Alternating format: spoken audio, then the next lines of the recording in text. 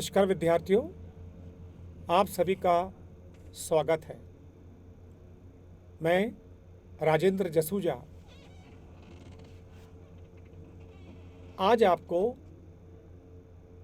नियंत्रण अध्याय के अंतर्गत आगे की ओर ले जाऊंगा। सबसे पहले हम समझेंगे बच्चों नियंत्रण की तकनीक। बच्चों, जो नियंत्रण की अलग अलग तकनीक उपयोग में लाई जाती है, नियंत्रण की तकनीक को दो भागों में बांटा गया है, पारंपरिक तकनीकें और आधुनिक तकनीकें। आपसे परीक्षा में इस प्रकार से प्रश्न पूछा जा सकता है कि नियंत्रण की पारंपरिक तकनीकों को स्पष्ट कीजिए या नियंत्रण की आधुनिक तकनीकों को स्पष्ट कीजिए। तो आइए अब हम मिलकर समझते हैं नियंत्रण की तकनीकें। सबसे पहले हम समझेंगे पारंपरिक तकनीकें। तो बच्चों, नियंत्रण की तकनीकें जो कई वर्षों से उपयोग में लाई जा रही हैं, परंपरागत रूप से जिन तकनीकों को आज तक उपयोग में लाया जा रहा है वह पारंपरिक तकनीकें हैं, जिनमें से पहली है व्यक्तिगत अवलोकन। बच्चों, ये सबसे पुरानी नियंत्रण की तकनीक है, जिसके अंतर्गत एक प्रबंधक व्यक्तिगत रूप से निर्माण स्थल पर अर्थात उत्पादन के क्षेत्र में जहाँ पर उत्पादन कार्य हो रहा है, व्यक्तिगत रूप से निरीक्षण करता है। वो सभी कर्मचारियों के ऊपर सतत निगाह बनाकर रखता है, जिसका प्रभाव ये होता है कि जितने कर्मचारी हैं इनके ऊपर मनोवैज्ञानिक दबाव बना रहता है कि हमारे ऊपर कोई वरिष्ठ अधिकारी निगाह बनाए हुए हैं। तो अनुशासित होकर निरंतर उत्पादन प्रक्रिया में संलग्न रहते हैं। वह अच्छे से अच्छा कार्य करने का प्रयास करते हैं। यदि अवलोकन करता देखता है कि कोई कर्मचारी लापरवाही पूर्वक या गलत कार्य कर रहा है, तो उसको आवश्यक निर्देश दिए जाते हैं जिससे कि भविष्य में वो ऐसा ना करे। दूसरा है सांख्यिकी प्रतिवेदन। बच्चों, इस तकनीक के अंतर्गत स्टैटिस्टिकल रिपोर्ट्स तैयार की जाती है, जिससे तुलनात्मक अध्ययन करते हुए आ रहे अंतरों को दूर किया जा सके। सांख्यिकीय विश्लेषण के अंतर्गत हम comparative statement, common size statement, ratios, break even point analysis, trend percentage analysis आदि आदि कई सारी विधियों का प्रयोग करते हैं। जो आवश्यक जानकारी सूचनाएं हैं उन्हें चार्ट, ग्राफ, सारणी के द्वारा प्रस्तुत किया जाता है, जिससे कि तुलनात्मक अध्ययन किया जा सके और यदि तुलना में कोई अंतर देखने को मिलता है तो तुरंत सुधारात्मक कार्रवाई प्रारंभ कर दी जाती है। यह विधि आज भी उपयोग में लाई जाती है। तीसरा है सम विच्छेद विश्लेषण, ब्रेक इवन एनालिसिस। बच्चों, उत्पादन का वह स्तर जहाँ पर न लाभ होता है न हानि, उसे सम विच्छेद बिंदु कहते हैं। यानी वो मूल्य जहाँ पर संस्था को ना तो लाभ होता है ना हानि, वो कहलाता है ब्रेक इवन पॉइंट। ये बिंदु वस्तुओं के मूल्य निर्धारण में महत्वपूर्ण भूमिका निभाता है।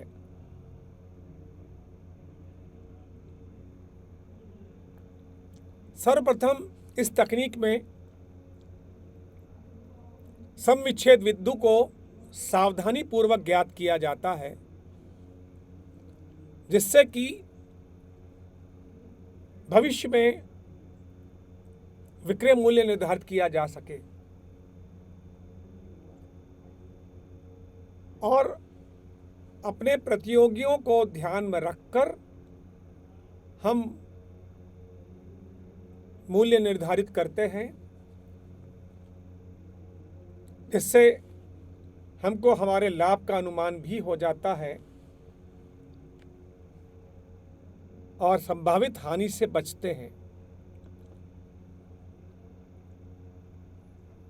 परंपरागत उपयोग में लाई जाने वाली विधियों में अगला है बजटीय नियंत्रण।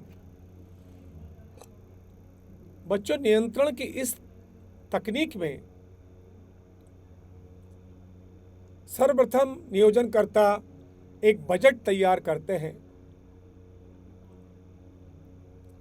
नियोजनकर्ता गत वर्ष के आंकड़े, गत वर्ष के अनुभव, इन सभी बातों को ध्यान में रखकर एक आदर्श बजट तैयार करते हैं, जो कि अधीनस्थों को सौंप दिया जाता है। इसके उपरांत जब उत्पादन प्रक्रिया प्रारंभ हो जाती है, तब वास्तविक परिणामों की तुलना बजट के जो मानक हैं उससे तुलना की जाती है, जिससे कि तुलनात्मक अध्ययन हो सके। यदि इन दोनों के बीच में कोई अंतर आता है तो अविलंब सुधारात्मक कार्रवाई प्रारंभ कर दी जाती है।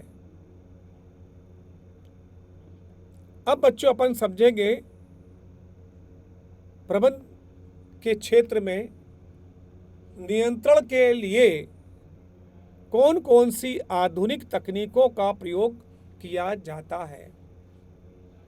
तो जो मॉडर्न टेक्निक्स ऑफ कंट्रोल है, आइए अब हम उसे समझते हैं।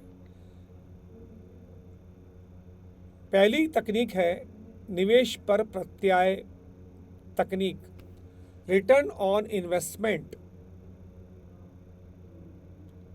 बच्चों, एक ये उपयोगी विधि है रिटर्न ऑन इन्वेस्टमेंट टेक्निक। किसी भी उपक्रम में कुल जितना धन लगाया गया है, यानी कैपिटल एम्प्लॉयड, उस पर न्यूनतम प्रत्याय मिलना अत्यधिक आवश्यक है, अन्यथा हमारे प्रयास विफल हैं। तो हमारे द्वारा जो प्रबंधकीय प्रक्रियाओं का उपयोग किया जा रहा है, तो कितना रिटर्न ऑन इन्वेस्टमेंट हमको मिल रहा है और कितना मिलना चाहिए था, ये हम तुलनात्मक अध्ययन करते हैं कि पूंजी पर हमको संतुलित लाभ उपार्जित हो रहा है अथवा नहीं। यदि नहीं, तो हम सुधारात्मक कार्रवाई करते हैं। दूसरा है अनुपात विश्लेषण, रेशियो एनालिसिस। बच्चों, ये नियंत्रण की दूसरी आधुनिक तकनीक है जिसके अंतर्गत वित्तीय विवरणों से दो या दो से अधिक अंक लेकर, डेटा को लेकर अनुपात विश्लेषण किया जाता है, जिससे कि हमें आवश्यक जानकारी मिल सके। हम परफॉर्मेंस रेशियोज यानी एक्टिविटी रेशियोज, प्रॉफिटेबिलिटी रेशियोज, लाभदायकता अनुपात आदि का उपयोग करते हैं, जिसमें अलग अलग पहलू के लिए अलग अलग अनुपात हैं। प्रबंध के क्षेत्र में किस प्रकार परफॉर्म किया जा रहा है, यह भी ज्ञान हमें अनुपात विश्लेषण से मिल जाता है। और यदि अनुपात विश्लेषण करने पर कोई नकारात्मक जानकारी आती है तो उस पर तुरंत सुधारात्मक कार्रवाई प्रारंभ कर दी जाती है। बच्चों, इस विधि का आजकल काफ़ी अधिक उपयोग होता है। तीसरा आधुनिक तकनीक है उत्तरदायित्व लेखाकरण, रिस्पॉन्सिबिलिटी अकाउंटिंग। बच्चों, इस तकनीक के अंतर्गत प्रत्येक विभाग के लिए एक अधिकारी नियुक्त किया जाता है जो कि प्रत्येक क्रियाओं पर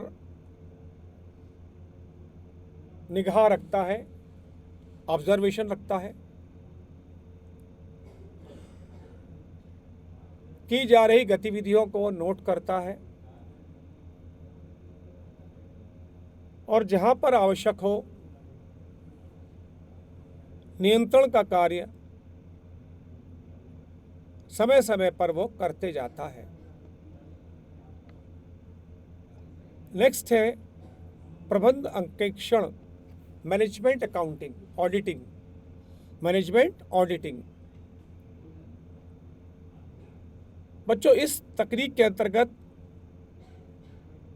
प्रबंध की दक्षता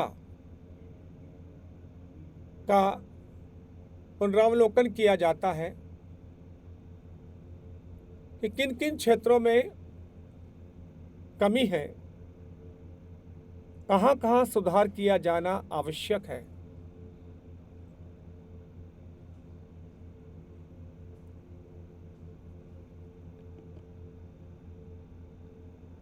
कार्यों के निष्पादन में यदि कोई कमी हो रही है, कोई कमी उजागर होती है, पता चलती है,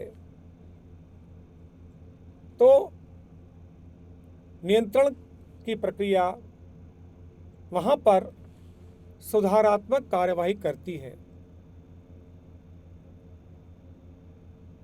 मैनेजमेंट ऑडिटिंग संगठन की कार्यप्रणाली, निष्पादन आदि का मूल्यांकन करता है और जहाँ जहाँ आवश्यक है वहाँ वहाँ सुधार भी करता है। तो यह है बच्चों हमारे नियंत्रण की आधुनिक तकनीकें। आइए अब हम समझेंगे नियंत्रण की सीमाएं, लिमिटेशंस ऑफ कंट्रोल। बच्चों, नियंत्रण कितना महत्वपूर्ण कार्य है ये हमने पूर्व कक्षा में समझा नियंत्रण के महत्व के अंतर्गत। परंतु इतना महत्वपूर्ण कार्य होने के उपरांत भी नियंत्रण की कुछ सीमाएं हैं। आइए हम मिलकर समझेंगे नियंत्रण की सीमाएं। परीक्षा में यह प्रश्न आपको आ सकता है कि नियंत्रण की सीमाएं बताइए। तो आइए हम मिलकर समझते हैं नियंत्रण की सीमाएं। पहला जो दोष है, पहली जो सीमा है, वो है गुणात्मक प्रमाप निर्धारण में कठिनाई। बच्चों, गुणात्मक प्रमाप निर्धारण करना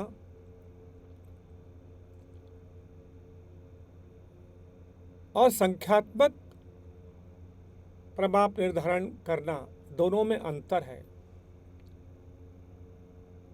क्वांटिटेटिव स्टैंडर्ड्स तो आसानी से निर्धारित हो जाते हैं, परंतु क्वालिटेटिव स्टैंडर्ड्स यानी गुणात्मक प्रमाप का निर्धारण आसान नहीं है। इंसान को उसका प्रमाप निर्धारित करने में अत्यधिक कठिनाई आती है। हमें मिठाई कितनी बनानी है, किस साइज की बनानी है, किस कलर की बनानी है, ये तो निर्धारित हो जाएगा, परंतु उसका स्वाद ये कैसे निर्धारण होगा? उसका कोई स्टैंडर्ड्स हम तैयार नहीं कर सकते, दिक्कत है उसमें। तो यहाँ पर यह नियंत्रण की एक कमी है कि गुणात्मक प्रभाव निर्धारण कठिन हो जाता है। दूसरी सीमा है बच्चों, बाहरी शक्तियों पर नियंत्रण नहीं। बच्चों, नियंत्रण कर का जो होते हैं, जितने भी हमारे ऑफिसर हैं जो नियंत्रण कर रहे हैं, उनके लिए संस्था के अंदर नियंत्रण की कार्रवाई करना कठिन नहीं है। वे आंतरिक क्षेत्रों में तो आवश्यक नियंत्रण करते ही हैं, लेकिन उनका नियंत्रण बाहर के क्षेत्रों में नहीं होता। सरकारी नीतियां, राजनीतिक कारण, प्राकृतिक कारण, इन पर नियंत्रणकर्ताओं का कोई भी नियंत्रण नहीं होता। वे बाहरी शक्तियों पर नियंत्रण नहीं कर सकते। अब यदि मान लो सरकार ने ही कोई नीति में परिवर्तन कर दिया, तो उसमें नियंत्रणकर्ता कुछ नहीं कर पाएगा। मान लो कि प्राकृतिक विपदा आई है, बाढ़, भूकंप, ऐसे में नियंत्रणकर्ता स्वयं कुछ नहीं कर पाएगा। क्यों? क्योंकि उनका बाहरी शक्तियों पर नियंत्रण नहीं है, तो वहां पर नियंत्रण असफल हो जाता है। तीसरा है कर्मचारियों द्वारा विरोध। बच्चों, जब अधिक नियंत्रण किया जाता है